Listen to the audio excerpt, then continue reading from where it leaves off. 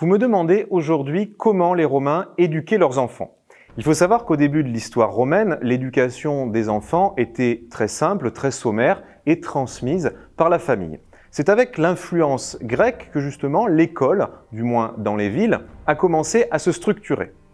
En sachant que jusque l'âge de 7 ans, les Romains considèrent que les enfants ne sont pas capables de véritable pensée ou de réflexion. L'éducation est donc au départ confiée à la nourrice qui va justement façonner, modeler l'individu qui est encore imparfait.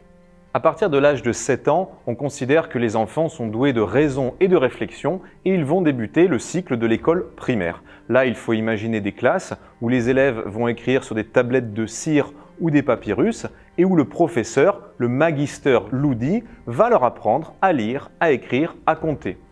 Tous ces enseignements de base sont absolument essentiels pour la vie dans la communauté romaine. Imaginez que la discipline était extrêmement importante et que le maître n'hésitait pas à punir les mauvais élèves avec la férula. À l'âge de 12 ans, il faut imaginer qu'un grand nombre d'élèves arrêtaient le cycle scolaire. Déjà les filles parce qu'elles devaient se consacrer à devenir par la suite de bonnes épouses et de bonnes mères, et les garçons de la plupart des familles devaient aider justement les parents dans les travaux quotidiens. Pour les familles aisées, commençait donc alors l'enseignement secondaire chez le grammaticus pour apprendre les grands textes classiques des auteurs grecs ou latins comme Homère ou Tite-Live.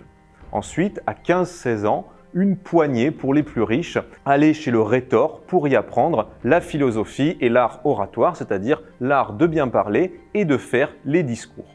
L'élite vraiment, alors allait suivre un enseignement en dehors de Rome, dans des écoles prestigieuses comme Athènes, où là, ils devenaient les plus malins des Romains.